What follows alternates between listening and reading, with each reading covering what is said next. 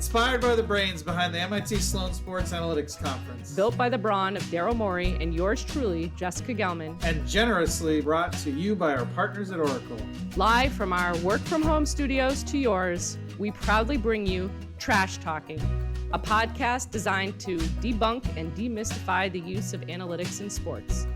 We'll point out the dangers of using trash data in decision-making. And in true baller style, we'll serve it up with good old-fashioned trash talking and invite some of our best and brightest friends in sports, business, media, and tech to join the conversation.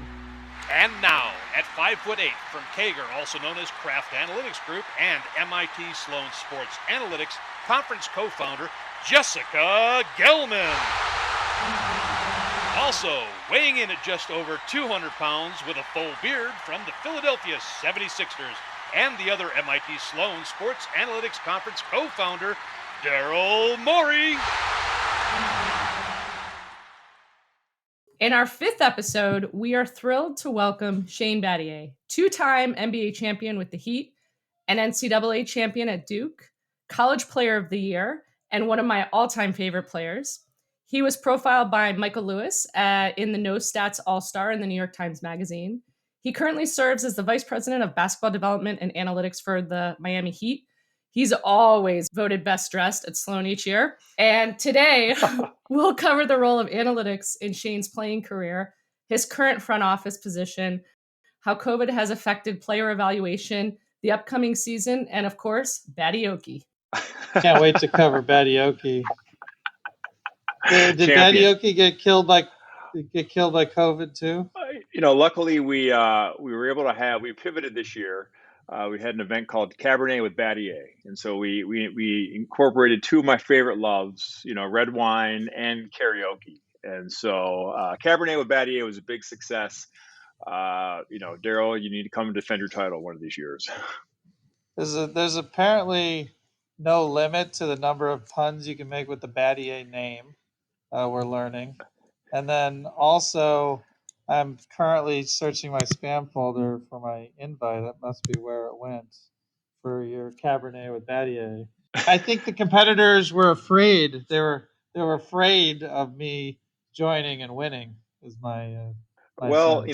Andy Ellisberg is also a champion at Battioke. The last time we had Battioke, Andy Ellisberg did Soul Man and brought the house down. So you're not the only executive, Daryl, with some chops on the mic. Big Andy came strong. So he's not afraid of you. He's not afraid of you. Did he wear a very large, uncomfortable pink dress? Did he really sell it, or what happened? He didn't. He did not go as far as you went, Daryl. That's an all-time photo. If anyone can find it, I think that those got banished from the internet. It was amazing for people who didn't. Just imagine Daryl in a Glinda pink dress, singing his little heart out to show tunes, Wicked, and it was all for a great cause, the Battier Take Charge Foundation. So Daryl's lack of of tact and his ability to be immolating raised a lot of money for kids to go to college around this country. So thank you, Daryl. Your heart is as big as your voice. Shane, our detectives, the Sloan student detectives, they found the video, so I saw it. You weren't so bad yourself. I think you also had a dress on. I did, but I have nice legs, so I can I can pull that off. Shane had the LBD on though, the little black dress, so he looked more fashionable than me in my bad prom dress, basically. So yeah, it was good. I will say though, I really enjoy Shane. I get the updates on the kids that you and Heidi help with the foundation, and I don't know if you're too familiar, Jessica, but they sponsor several kids from Miami, Houston, and Detroit, and the Michigan area, right? Each year for college, and they track them through their lives, and it's awesome because you can see the impact Shane and Heidi have made over multiple years. Well, we have our first PhD candidate this year, which is a pretty big milestone. We have our first our first student going to Stanford for Miami. And so it's really fun to watch kids who have amazing potential just get their shot. And so that's our life's mission. We're gonna keep rocking it. I will say, Elton Brand, I did mention to him that I believe you have the most wins in college basketball history. And Elton quickly said that if he had stayed in school, he would have broke your record. So I don't know how you respond to Elton Brand. That's a big if. I think Elton should have concentrated more on keeping his room clean. Elton and I were college freshman roommates, and I love Elton. He is a slob, and so God bless Shahara. I hope that he's come a long way. I mean, look at him. He's the GM now. He's all grown up. I know. I'm so proud of him. I know. He's a brilliant guy, a brilliant mind. Great, just a great guy. But he was a slob. But no, I love EB, and we had a lot of fun. I was very serious my freshman year, very serious. And actually, I walked into Coach K's office about 2 weeks in, and I said, I can't live with Elton. I can't live with Will Avery. I need my sleep. I need to go to bed at 11 o'clock. These guys are playing their music. I need a single. Get me out of here. And Coach K, in his infinite wisdom, said, just give it time. Give it time. And sure enough, those guys allowed me to, enjoy my freshman year and relax a little bit. So I don't know if I'd be here without Elton and Will Avery. So even though they were messy, I appreciate them and love them. Elton takes credit for all your success. I'm sure he does. Just to get us going on your basketball career, given what you've learned about NBA analytics, both when you were a player and then today in your role, how would you change your game if you could go back in time? If I could go back and change my career, I don't think I would have stepped foot inside the 3-point line at all. Zero. I think I would have tried to shoot 23s a game. And ironically, Jeff Van Gundy, who I loved as a coach and as a person, he brought me into his office and said, look, I need you to shoot about 12 to 13 threes a game. And he was way ahead of his time. This is true because I was reluctant to shoot. We had Yao, we had Tracy. I just wanted to be a guy and make the right pass and keep spacing. And that wasn't in my nature at that point to be a gunner. And now knowing what I know now, I would have scored a lot more points. I probably would have played a lot more. I would have made a lot more money if I just said, you know what, I'm just only going to shoot threes and do nothing else. And because of the value. And so I wouldn't recommend that to everybody, but for me, that would have been a game changer. And so I wasted too much of my life working on step back jumpers and splitting the pick and rolls when I should just have been working on, the Steph Curry, half court shot. You had the lefty hook. You had the shimmy in the corner. I did. You had all that, and I would say that if you had done that at Duke and only shot threes, you could have been the pioneer, Shane. Well, it's funny. It would have been tough to get drafted that way, but once you establish yourself, a natural metamorphosis would have been to just be the true ultimate 3-and-D guy. And that's something I'm proud of that I was able to become. And it was out of necessity. Everyone thinks oh, Shane, great 3-and-D guy. That wasn't a conscious thought by me that I need to become just a great defender and a 3-point shooter. That was out of necessity. When I played for the Memphis Grizzlies, my rookie year, I averaged 14 a game playing for Sidney Lowe. I was running pick and rolls. I had my career high, 14 points, 7 boards, whatever. When Hugh became the coach, his offense was entirely different. And the 3-man in that offense did nothing but literally sit in the corner. And that was a great entry passer. So we had Pau Gasol, and back, in the early 2000, you kids are too young to remember this, but back in the early 2000, it was throw it into the post, turn 4, cut through. Inevitably, a double team would come, and it would be a pass out, swing, corner 3. That was the offense. And so I found myself in the corner, just literally 85% of the time I was on offense. And so I said to myself, look, if I want to play, I got to make this shot. I probably took in my career at Duke 5 corner threes. That was never there. And so, by the time Daryl discovered me and found out, that I was a pretty good corner 3-point shooter, it was out of bare necessity that if I don't make the shot, I don't eat. And so that's how I evolved as a player. It was a little Darwinism. It was either make this or find a new job. I gotta say though, I love your game and I love how you played, and I understand. Like, and by the way, I'm older than you, but thank you very much. Uh, so, I mean, I think that transition that you made, because I remember kind of towards the end of your career when you were Miami, you hit huge threes in the championship series. But so you made the shift, obviously working with Jeff Van Gundy and Daryl. But like, did you try and do anything additional than being spot up threes in terms of your game when you were making that adjustment? Well, look, I wouldn't be here today if I didn't learn from Daryl and Sam Hinkie, and they taught me so much uh, about the way to look at the game differently. And I've always been a traditionalist, and the things that I was doing that were just part of my game had an explanation. And Sam and Daryl, took the time to explain sort of the value that I brought by doing these little things that, for the most part, really weren't appreciated by the national media or maybe even former teammates and coaches. But just the importance of keeping spacing, the importance of not following, the importance of being a low turnover guy. Like, those aren't sexy things, and no one's getting max contracts, but like, those are things that I did better than anybody. And I was able to appreciate just the nuance of the game and start to understand there's value in every single little thing you do on the court, both positively and negatively. And the more positive, expected value plays you can make in a game, both individually and as a team, over the long run, you're going to have success. And the more negative expected value plays you make individually and as a team, the less success you're going to have. And it's really just it's a Gaussian distribution. It really is. And it, for me, it took a while to understand that.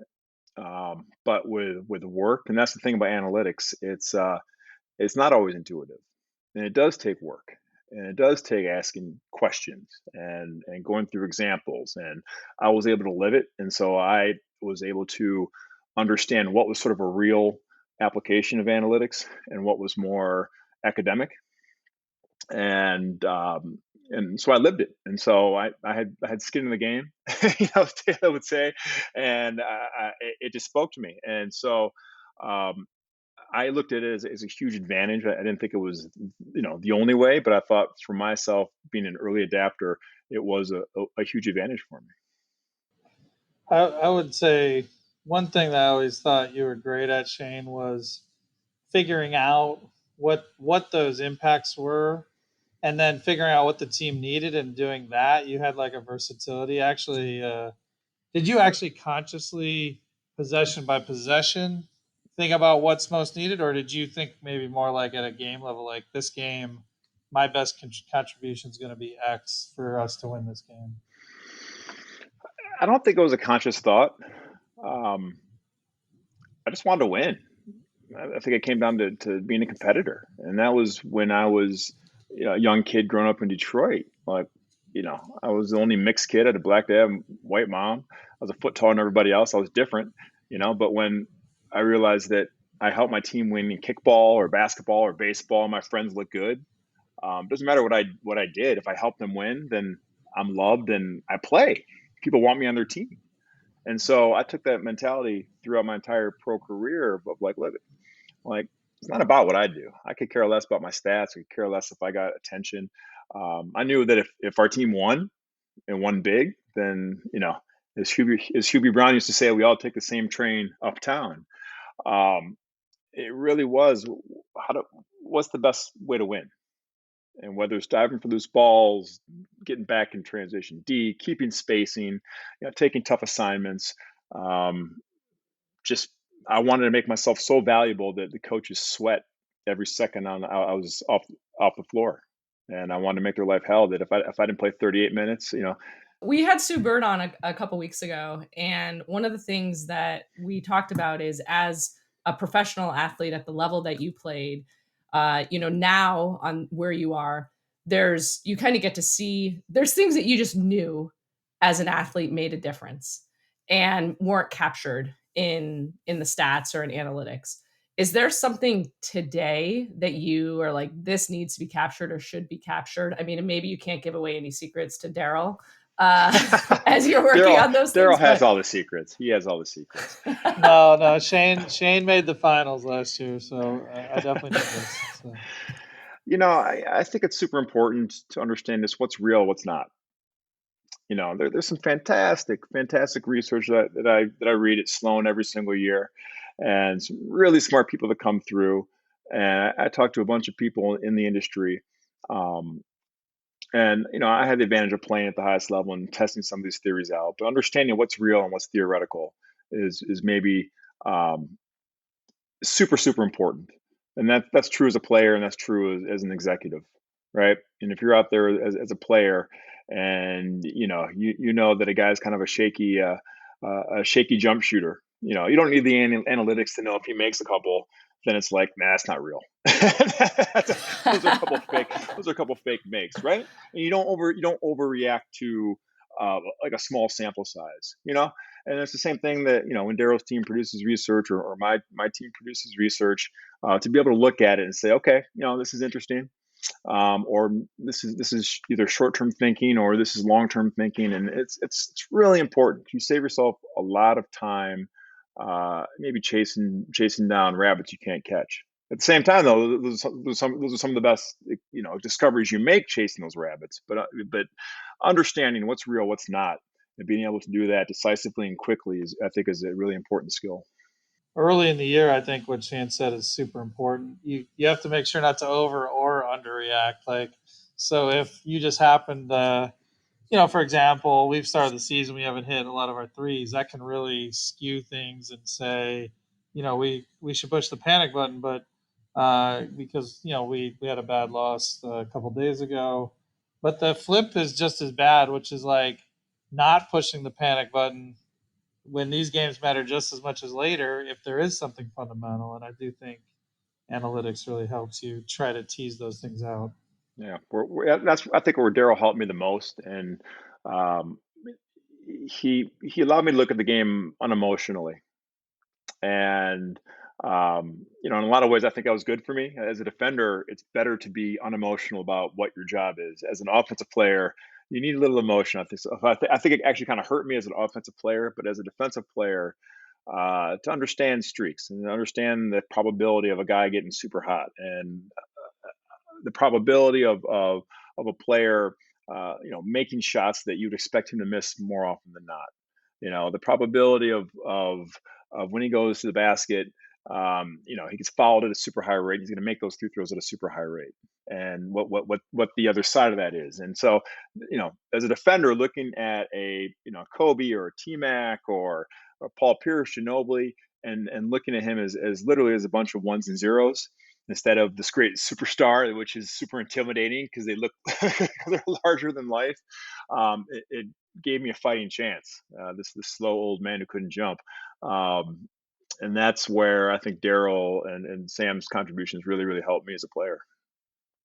Now that you've shifted hats, like you've got the Sam hat or the Daryl hat on with Miami, what have been your key sort of learnings and successes and failures with convincing coaches and maybe even more interesting players, given your background and experience, to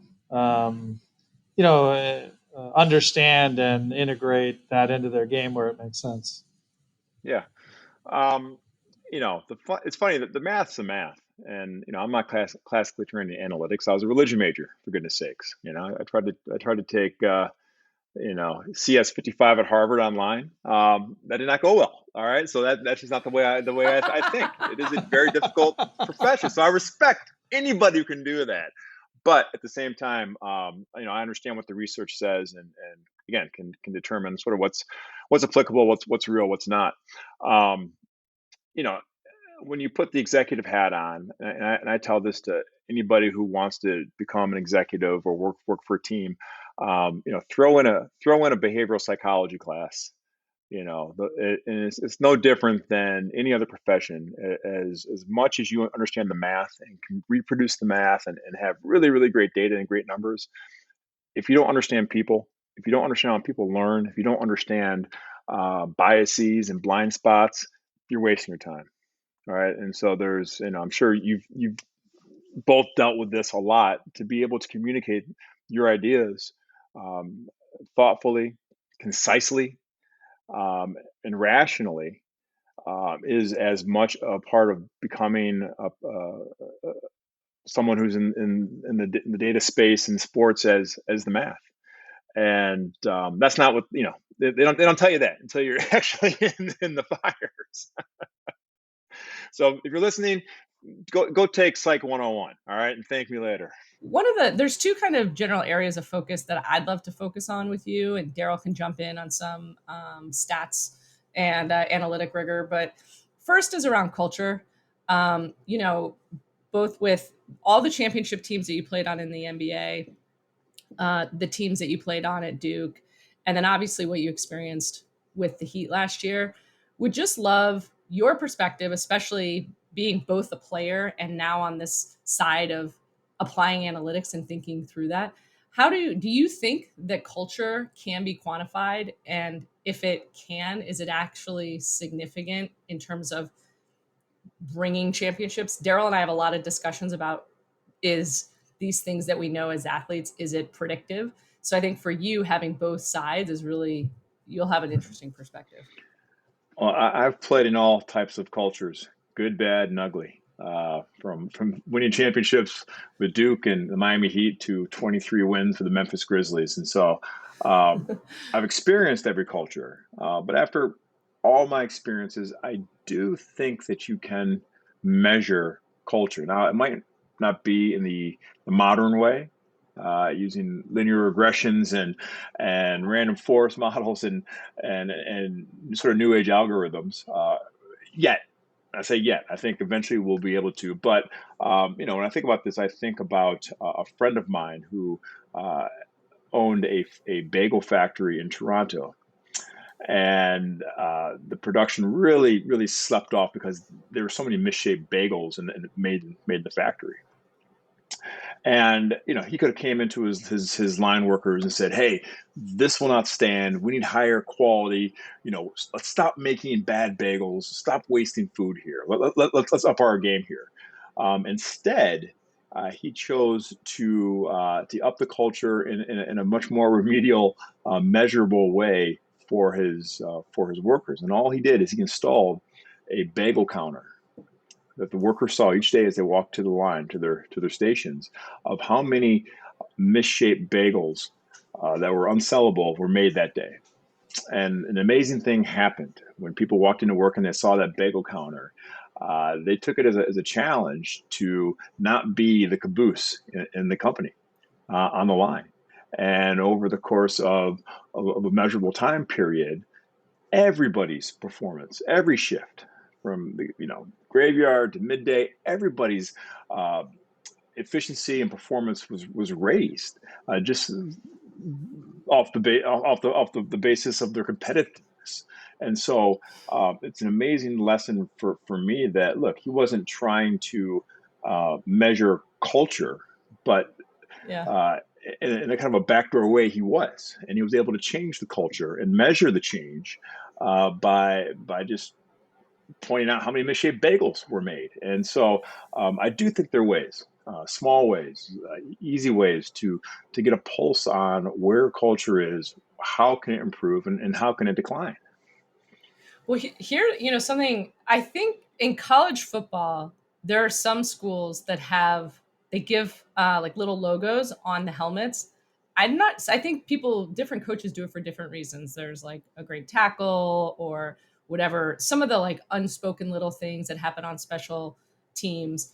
Did you guys have anything, or have you had anything like that over the course of your career? You've obviously had exposure to amazing coaches and amazing leaders. And I'm just wondering if there's a nuance thing like that is actually in a way measured, but not on the box score, or even in the NBA today.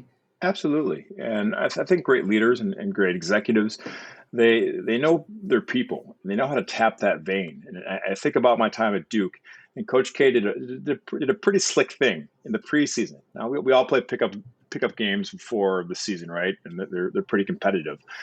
He had the managers always keep track of who was on the court. And there weren't points and rebounds and steals, assists. There was one stat: wins and losses. And that list was pinned to the locker room every single day. You bet your ass that you wanted to be at the top of that list. And you didn't want to be the caboose at the bottom of that list. And there was no punishment, if you finished last. There was no extra running or anything like that. But it was a pride thing, and so the coaches never talked about it. They just posted the sheet. And inherently, we all wanted to be at the top of that sheet. So again, it's a measure of culture. It's a measure of establishing what our program was about, and it was about being competitive at the highest level, and that translated from those pickup games into our regular season. It's another really interesting culture thing. I don't know if you've ever watched softball in like college or even in high school. Maybe your daughter will play it after soccer or something. But they actually have like a thing about on the bench being loud and clapping and cheering and supporting their teammates. And I wonder how much like those kind of intangible traditions really play into building some of that culture. I mean, you probably don't see it as much in the NBA, but like you see the benches, and if they're supporting the players on the court, and some are very engaged, and then you can tell, like, I'll never forget like the Dennis Rodman story when he like took off his shoes when he was on the bench, and that's a culture like killer. And are there things that in your experiences that you really, in my opinion, I mean, you do all the little things. I told you I love your game. It's true, but you do all the culture things that you're a glue player. And so were there things that when you today driving analytics that you're looking for players who have that, and it might not be measurable now, but because of your experiences, hey, this is the thing? Well, I was super lucky to learn the lesson of chatter, of infield chatter from my dad. When I was in first grade, he's my baseball coach, my little league coach. And my dad was a pretty imposing guy and never raised his voice unless we didn't have infield chatter, unless we didn't support the kid who was last in the lineup at the plate. And if we didn't hustle off the field, like then big Ed Battier, who passed away this year, that's his legacy. He demanded that we be great teammates first and great competitors second. And so like that's all I knew. Of course I'm going to support my teammate. Of course I'm going to run over to pick up a teammate and help him if he falls. Of course I'm going to pat him on the back if he strikes out or hits a home run. Of course I'm going to hustle on and off the field. And it's amazing that we were always the best baseball team. We won, the city championship every single year. I was pretty good, but I like to think that because my dad built this special culture, and we're in first, second grade. We don't know these lessons of culture. We just knew about being good teammates. And so I believe in it 100%, 100% with all my soul. Those little things add up.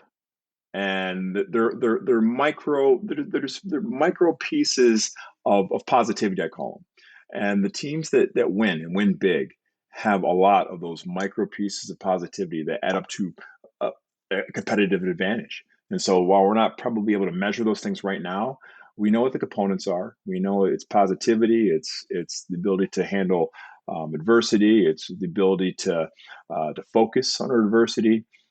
Those are all pieces that go into excellent teams and championship level teams.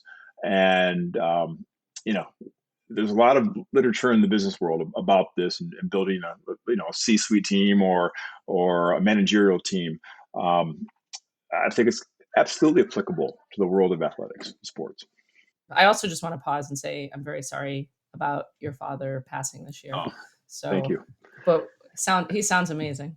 Yeah, he's a good dude. Really, really good dude. Wouldn't be here without him.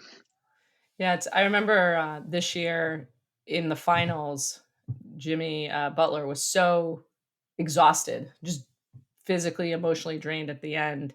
And in my mind, I was thinking, is there a way to quantify someone who will push himself that far? Because I think most people or many people won't.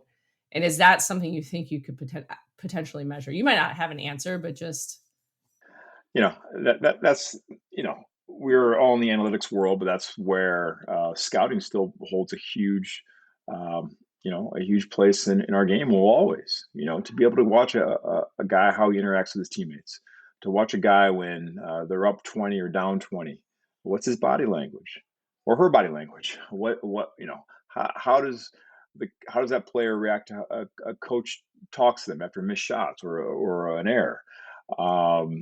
And we're very early in the data game to measure these things. And so the eyeball test of being able to watch human interaction and see how people respond is still hugely, hugely, hugely important part of our game. Yeah, I agree. Okay, I have a couple more questions for you, and then we have a game. So the first question is, well, we're kind of talking about the trends in basketball analytics. Is there anything that you're really excited about, that you're hearing about or seeing? It doesn't need to be anything proprietary that Daryl can steal. I get really excited about all of the data that comes out on helping our players recover, helping our players stay healthy. It's a tough game. I played it. And I still have scars from not being able to get out of bed or taking me 30 minutes to get out of bed the next morning after a back-to-back. And so health is such a hugely important aspect of our game, and players and teams are so much more educated than even when I played many millennials ago. And so the research being done, the way that we look at health and recovery is going to make our game much, much better. It's going to make our rosters better. It's going to make our league more competitive. And so I think there's amazing opportunity, and it's worth the time and effort into that research. All right, Shane, if Duke wins 30 in a row, did it really happen? Does anyone care? I don't think so. I think people are more excited to beat you, maybe. That would be about it. So. Oh, that's absolutely true. That's absolutely true. When you're at Duke, the first day, Coach K tells you, look, you got to understand that everyone goes and tries to find where they play Duke, and they circle that date. And so you have to understand, it's true. You have to understand that is the biggest date. That's their Super Bowl every year. Maybe not for North Carolina or Kentucky, but even them, they're circling that date. And so you have to prepare for everyone's Super Bowl every single night, from North Carolina A&T to Clemson to North Carolina. And if you are willing to accept that challenge, yeah, that's your Super Bowl. Hey, we got a chance to beat Duke. And so if you don't want that challenge, Duke is not the place for you. And so you learn to take everyone's best shot and give it back. And it sharpens you. It sharpens you for March. All right. I think it's game time, Daryl, unless you have any other questions. Oh, yeah, let's do game time. I love game time. So, Shane, we have a game called... It makes no sense, but we do it anyway. I think it makes sense. Shane's very smart. Bench, trade, or tag, like franchise tag in football. And it's our twist on kiss, date, or marry. So we're going to give you 3 things, and you need to pick what you're going to bench, trade, or tag, and you need to tell us why. Okay.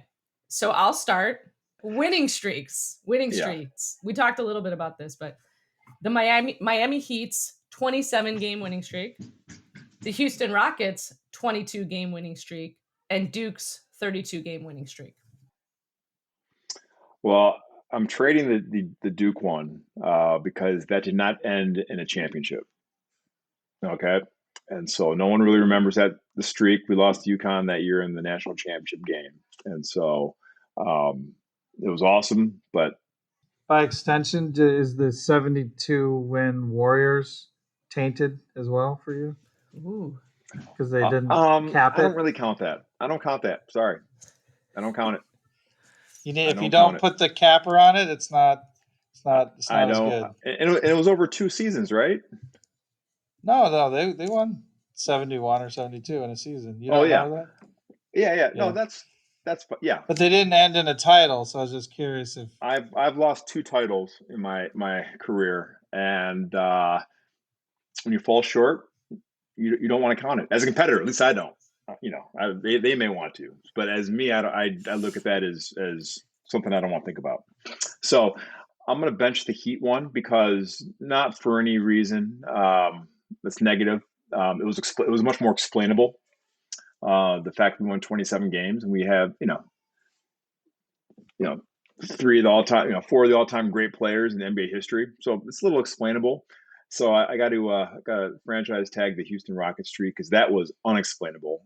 I was there every second of the way, and I couldn't tell you how that happened. I couldn't tell you. It was the most unbelievable organic thing I've ever seen in sports, and I can't explain it. And so that's why you gotta just appreciate those when they happen. But did you see Daryl's face when he realized that you were going to pick the Rockets? It was the like biggest shit-eating grin I've ever seen on his face. I'm so happy. Yeah.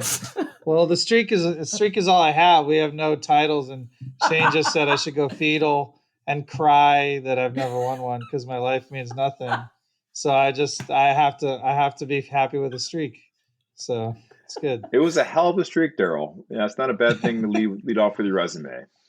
I will say it did have quite a capper beating the Lakers and Kobe for 22. That was pretty special. Although Doc now likes to remind me that he ended it. Now that I'm working, We with Doc were again. so tired that day. We like beating Kobe, and for me, like that game took more mental energy from an individual perspective than any other game I ever played, ever. And because I knew Kobe wanted to end the streak personally. Pau Gasol was out, so I go to the Toyota Center the day, and I'm like, Kobe's going to shoot 40 times. He's going to try to he's going to try to score 60 on me and beat the streak just to say he did it. And it took everything I had to throw at him. And I think he had 26 that game, but we won, and I was gassed. I had nothing left in the tank after that game. Shane was incredible. I remember, I think it was like win number 19 in Atlanta. And I've only seen you broken twice in my whole Rockets career. There are 2 times you were broken. One was our Atlanta win where you were just like, I think we need to lose because the energy required for our players right now is insane. Like you were putting 110% into like a Tuesday Atlanta game that normally NBA players, let's be frank, like you're putting in a real effort, but it's not like playoff level, right? Yeah, so our players were like playoff level every night to keep this thing going, which takes a toll. So the other time I remember you were broken mentally was, I think there was a game where it wasn't against Kobe, it was someone like Ginobili. You're guarding someone really tough again. And you were putting in again 100% full effort. And I think you had 0 shots or 2 shots after the game, something like that, 1 or 2. And you came to me and you're like, dude, even I need to shoot every once in a while. Well, we broke Shane. We broke the perfect team player finally. A little biscuit. Every doggy needs a little biscuit every now and then. So rule changes for basketball. Again, it's bench, tag, trade, or something like that. The Elam ending, which I think you're familiar with, obviously, as a frequent Sloan attendee. Yep. 1 free throw to get every point on that trip to the line, or 3-pointers are now worth 4, and all 2-pointers are worth 3. I am trading the 1 free throw worth 2 points, just because as a player, that's my rest time, man. I need that to just catch my breath, and we can't keep going, man. We can't keep going. So that's out. It could be that's 1 free throw for 3. I know. Yeah, it could be a 3-point free throw. Actually. Yeah, it's too much. You need to take. I think we can move that process along a little bit. It's a little slow, but it's just that's breath time. That's mini break time. I am going to bench the 4-point shot. Don't hate it because it's exciting. I'm assuming it's going to be a longer 3-point shot. Oh no, I didn't explain it. I didn't explain it well. It's basically there are no 2-point shots anymore. All 2-point shots are worth 3, and all 3-point shots are worth 4. It's so that there's more of a balance between 2s and 3s. Yeah, I'm going to bench it. I'm a traditionalist, and that would mess up all the history and the records and whatnot a little bit. True. So don't mind it, but messing with tradition a little bit. And I'll tag the Elam ending. Anything you can do to make ending games compelling. I think the reason why basketball is the greatest sport on the planet is when you get the best athletes in the world performing under pressure. That's why the playoffs are amazing, because there's consequence. And you want to see how people respond to adversity and respond to stress, and greatness reveals itself. And I think the Elam ending allows more of that to happen than traditional ending. And Daryl, then we'd be able to have more examples of clutch situations, and we could see if it was actually predictive. Daryl doesn't believe that clutch performance is predictive or can be predicted. So I've played with a lot of players over my time. There were some guys, who wanted the ball, and I always took the ball out, at the end of the game. I prided myself in being one of the great inbounds passers in NBA history. All right, that's probably not a stat, but I had very few turnovers, and I usually made the right decision. So that was a sense of pride for me. But I knew the guys that ran to get open, and the guys who would lay on a screen and be like, "Oh man, I didn't get open." And so I knew who those guys. I will never reveal who they are. They know who they are. But I know in their heart of hearts who ran to get the ball, who wanted the ball, who wanted those free throws, who wanted that shot, and those who didn't really want the ball in their hands. Jesse, I actually think you should ask the last one, not me, since I'm in it. Yeah. Again, leading the witness. We kind of talked a little bit about this, so I feel like we maybe already know the answer, but we should see where you are in this. I mean, not your combo team, the team of Shane and Daryl. This is on the Battioke performances. Next podcast that we do with you, Shane, it'll be about the Cabernet with Battier. Yes. Battioke performances. You're Defying Gravity with Daryl, Billie Jean with Eric Spoelstra, and You're the First, the Last, My Everything with Chris Bosch.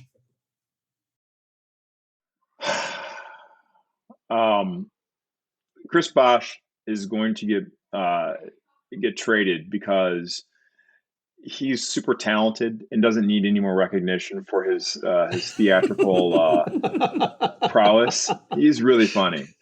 So if I called him the best Battiokier of all time, it wouldn't make a dent. So Chris is really funny, and if you haven't seen that performance on YouTube, look it up. I'm going to bench our duet, Daryl. Just because the lighting was bad. And it didn't go viral. It didn't go as viral as I had hoped. And it was a very hipster scene. And so while it was amazing, you had to be in the building, kind of like a Stones concert to understand the magic that happened. It didn't translate to YouTube and the viral content like I hoped it would. And so I'm gonna franchise tag Eric Spoelstra and his lovely wife Nikki's performance with Billie Jean. All right, Spo got up there, embarrassed himself in the name of charity and teamwork. And so that, and as you did too, Daryl, but he brought his family member in the embarrassment. You just embarrass yourself. All right. If you would have brought Ellen up there to embarrass her, or Scott and Karen, then you might have got the nod. That would have put it over the top. Yep. So Spo, thank you. Let's remind ourselves that this Battioke is for an amazing cause. Shane's cause, Take a Charge Foundation, takechargefoundation.org, if you want to help out a great cause. Yes, we help a lot of kids, giving over $1.5 million in scholarships to give kids like me who are hungry and dedicated a chance to make some noise. And that's what we're doing. So thank you to Daryl and everyone who's ever been involved with Battioke or Cabernet with Battier, helping that make that a reality. Well, thank you so much for joining us today. You have a game tonight, so appreciate you squeezing us in, and just so awesome to talk to you, hear about your experiences, and really your perspective as a former player who's going to take things to the next level with analytics in the NBA. So thanks for joining us. Well, thank you, Jessica and Daryl. You guys are great friends. I appreciate getting to know you guys even better over these years. Thanks all you do for the analytics community. You guys are rock stars. Thank you. Post-game huddle. Shane had so many great insights. I'm going to do a mix of the ones that I loved, but there are three big ones. The first was his comment that if he had known earlier, he would have been shooting 23s a game, and the importance of that learning really from you, and that discussion he had with Jeff Van Gundy, asking him to shoot more and him kind of pushing back. It's really interesting to hear from his perspective what he would have done differently. The second component, which you also had some perspective on, was not overreacting to small sample size. Obviously, we know that's true from a statistics and analytical perspective. It was interesting to hear it from him, especially when we talk about momentum, which is something that he has really experienced very significantly as a player. And I thought your point around it being early in the season and some concerns there, some of the stuff that you're experiencing with the Sixers was really insightful. The last big one for me was this concept of measuring culture. I loved the Bagel Factory story. We had a couple of conversations about some of the hidden culture at Duke where they would track the wins during the preseason. And there was never a discussion, an open discussion. They just posted that the win-loss record for preseason games, because only managers, coaches couldn't watch the games, as you know, in college athletics. But that it's an unspoken culture, creation of, I don't know, intangibles. And then the fact that he ultimately brought that culture and his role from a glue perspective back to his dad and what he learned playing baseball for him when his dad was his coach, and the importance of chatter. A few years ago at Sloan, ESPN for the hackathon they tried to measure intangibles and were looking for, are there stats that can measure intangibles? And it just really raised to me that this concept of measuring culture, look, we try to do it in the business world too, but you can see it in sports. And that feels like something that there probably are some things that are measurable that we'll need to come back to. So what do you got, Daryl? I'll put a plug on the culture stuff to talk about. Shane has a case at Harvard with Francis Frey, who ended up being a little bit famous later for working with Uber and places like that. That is on these cultural heroes like Shane and how to measure it. It's a pretty cool case that's still done at Harvard. So not to plug your alma mater, but we did it twice this episode. Yeah. Frances Frey is widely considered. Did I say it wrong? It's okay. She's considered one of the all-time best professors at HBS. She obviously went and did a bunch of culture stuff with Uber, and she had a book that I'm actually reading right now called Unleashed, which is great, about empowering your team. But did you know she played basketball at Penn? I did not. There you go. So all great basketball. People have played basketball at one point. That was the QED. My biggest one, I've talked to Shane a million times, obviously working with him for many, many years. But I had not heard from him talk about his prep for game 22 against the Lakers and Kobe, rest in peace. That was, I didn't realize how much he put into that game. It was pretty amazing to hear. That's still one of the most memorable moments of my career and life was that game, because they were completely determined to beat us. And then Rafer Olsen went all end one mixtape tour at the end is still one of the all time great memories. So, I mean, Daryl, he tagged the Rockets win streak, so you got to feel great about that too. That was a big moment for me. Yeah, I figured like Moneyball was about a win streak, so our win streak, pretty much win streaks are the same as titles. They're less likely. That's how I look at it now. There you go again, finding the rules that are going to be in your favor. I do want to say thank you to everyone who are producing these podcasts. Thanks, Jason and Lance and Andrew, and I think Veer is on today. Obviously, Maggie and Lindsay as well. Thank you, guys. Thank you to our listeners. Hope you had fun. Thank you, Oracle. In sports as well as business, analytics drive the actions you need to succeed. Oracle Analytics provides one of the most comprehensive AI-powered analytic capabilities for both business and IT.